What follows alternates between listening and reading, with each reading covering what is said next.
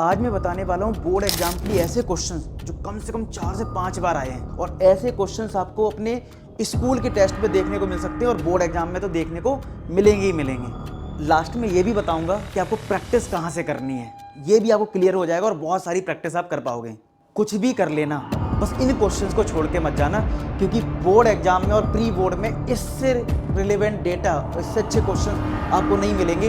ये क्वेश्चंस आपको जरूर करके जाना है, डेफिनेटली आप एक अच्छे स्कोर करेंगे। कुछ क्वेश्चंस तो ऐसे होंगे जो कि आप देखोगे, जो मैं बताऊंगा सेम टू सेम आपको पेपर में दिखने वाले हैं। तो चलिए वीडियो को स्टार्ट करते हैं इसी बात पे और देखते हैं कौन कौन से ऐसे क्वेश्चंस हैं जो पेपर में आपको देखने को मिल सकते हैं। चलिए सबसे पहले बात करते हैं कोऑर्डिनेट ज्योमेट्री की। तो कोऑर्डिनेट ज्योमेट्री में क्या है, सबसे ज्यादा एक क्वेश्चन आता है फाइंड द रेशियो, यानी कि रेशियो वाला क्वेश्चन आपको कहीं भी मिल जाए तो आपको जरूर करना है। यानी कि आपको इस वाली वीडियो से एक बार फायदा ये भी होगा कि तुम्हें ये क्वेश्चंस का आइडिया लग जाएगा कि किसी बुक से पढ़ाई कर रहे हो या रेफरेंस बुक से पढ़ रहे हो, तो तुम्हें ये जरूर पता लग जाएगा यार ये क्वेश्चन मुझे अच्छे से करना है क्योंकि ये सर ने बोला यार ये आता है। तो भाई रेशियो वाला क्वेश्चन जरूर करके जाना है। कभी पेपर में बोलेगा डिवाइड बाई एक्स एक्सिस, कभी बोलेगा वाई एक्सिस, तो इस तरीके का क्वेश्चन आपको जरूर करना है। अगर हम बात करें कोऑर्डिनेट ज्योमेट्री में एक और क्वेश्चन आता है कि जिसमें पैरेललोग्राम अगर आपको दे रखा है ए बी सी डी एक पैरेललोग्राम होगा जिसमें 3 वर्टेक्स गिवन होंगी और 4th वर्टेक्स या तो फाइंड आउट करना होगा या इससे रिलेटेड आपका क्वेश्चन होगा। आप जरूर करके जाएं पैरेललोग्राम वाले क्वेश्चन में कोऑर्डिनेट ज्योमेट्री में। नेक्स्ट अगर मैं बात करूं स्टैट्स में, आपको मीन दिया होगा और कोई अननोन फ्रीक्वेंसी आपको फाइंड आउट करनी होगी, यानी मीन पे ये क्वेश्चन जरूर करके जाओ। और एक मीडियन में आता है जिसमें आपको क्वेश्चन में क्या होता है, मीडियन दिया जाता है और अननोन फ्रीक्वेंसी जैसे F1 और F2, ये आपका क्वेश्चन एनसीईआरटी में आपको देखने को मिल जाएगा। तो ये आपको करना है क्योंकि एनसीईआरटी से और जो पीवाईक्यू से जो बहुत अच्छे क्वेश्चंस है वो मैंने आपको बता रहा हूं यहाँ पे, ठीक है। और जो बहुत बार आए हैं रियल नंबर में, भाई ये तो पूछो ही मत, हर पेपर में कहीं ना कहीं आ ही जाता है √2 एक इर्रेशनल नंबर है या फिर 3 + 2 √2 एक इर्रेशनल नंबर है, प्रूफ कर दो। ये छोड़ के मत जाना, आएगा तो लॉन्ग आंसर में भी कभी कभी आ जाता है, ठीक है। और दूसरा 2-3 नंबर में तो आएगा ही, आ ही जाता है इस टाइप का कोई ना कोई क्वेश्चन। अच्छा हाँ, मैंने प्री बोर्ड के लिए ना ब्लूप्रिंट बनाया था कि किस चैप्टर से कितने मार्क्स का आता है। अगर वो आपने नहीं देखा है तो लिंक डिस्क्रिप्शन में डाल दूंगा, चेक कर लेना, ठीक है। आगे बात करें पेयर ऑफ लीनियर इक्वेशन की, तो इनफाइनाइट सॉल्यूशन पे, यानी कि 2 इक्वेशन आपको दे रखी होंगी। इनफाइनाइट सॉल्यूशन की कंडीशन क्या होती है, infinite solution condition a1/a2 = b1/b2 = c1/c2। ये कंडीशन लगा के ये क्वेश्चन पेपर में आपको देखने को मिलेगा। पेयर ऑफ लीनियर इक्वेशन में एक और बहुत फेमस क्वेश्चन होता है, मैं थोड़ा बता भी देता हूं। इसमें जो x का कोफिशिएंट है, यहाँ पे y का कोफिशिएंट है, यहाँ पे जो y का कोफिशिएंट है वो x का है। ऐसे क्वेश्चंस डायरेक्ट सॉल्व नहीं करने होते। अगर आपको याद नहीं है तो मैं बता दूं, इनमें क्या करना होता है, एक बार इन दोनों इक्वेशन को ऐड करना होता है और एक बार सब्सट्रैक्ट करना होता है। आई बात में, एक बार ऐड और एक बार सब्सट्रैक्ट।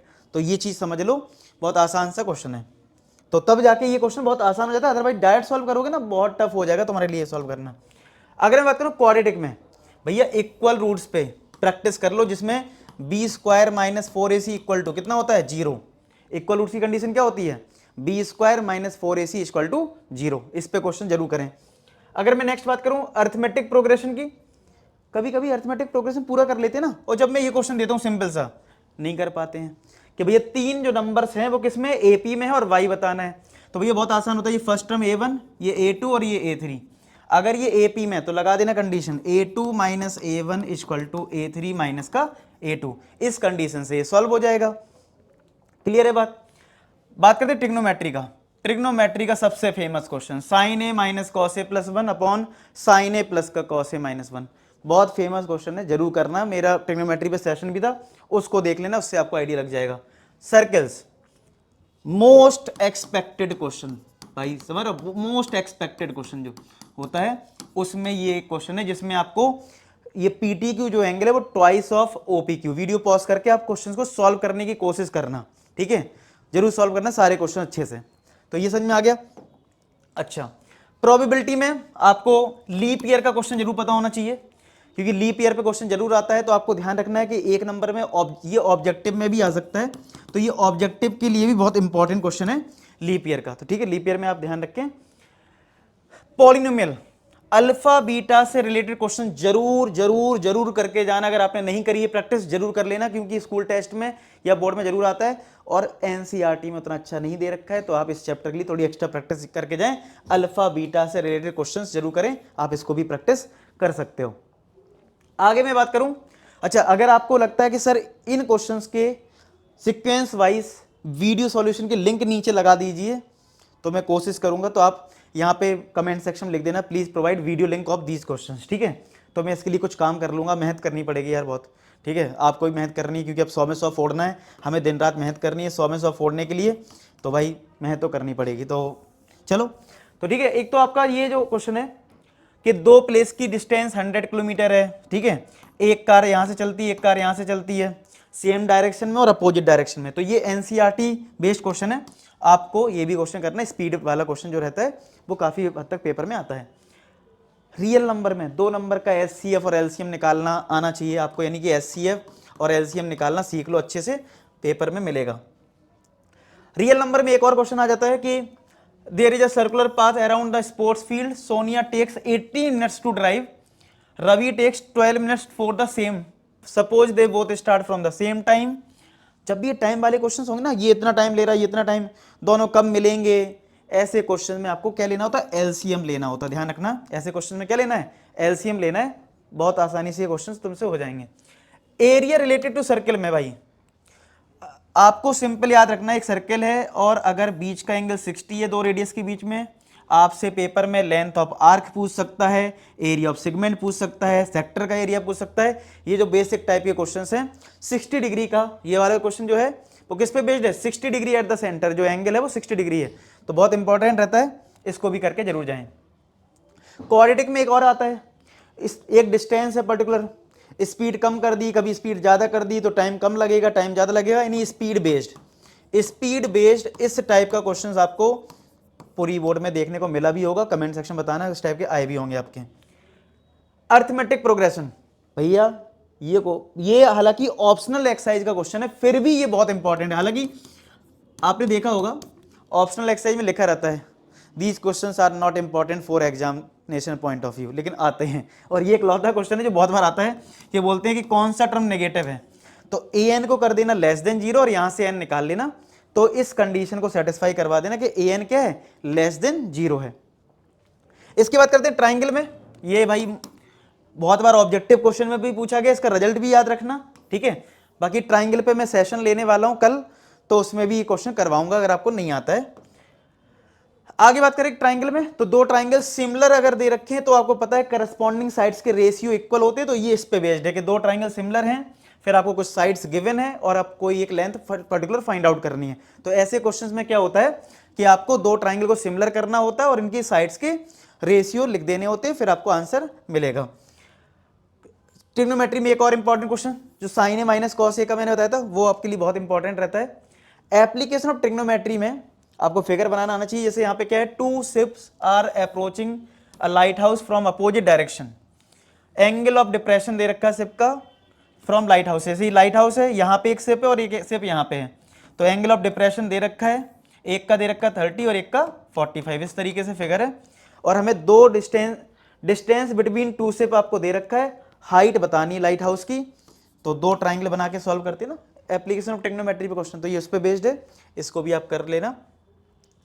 एप्लीकेशन ऑफ ट्रिग्नोमेट्री में एक स्पीड वाला क्वेश्चन जरूर करके जाओ, क्योंकि हाईएस्ट प्रोबेबिलिटी जो है, अगर बहुत हार्ड पूछेंगे तो आपसे स्पीड का क्वेश्चन पूछ सकते हैं, तो इस क्वेश्चन का स्क्रीनशॉट ले लो और इसको करने की कोशिश करना। स्पीड का क्वेश्चन एक आप एप्लीकेशन, मतलब ये टॉपिक्स छोड़ के नहीं जाना है बिल्कुल भी जो मैं दे रहा हूं, मतलब आप कुछ भी प्रैक्टिस कर लो, आप किसी भी बुक से पढ़ रहे हो कोई दिक्कत नहीं है, लेकिन आपको ये क्वेश्चंस नहीं छोड़ के जाना, क्योंकि ये मोस्ट एक्सपेक्टेड क्वेश्चन है, ठीक है।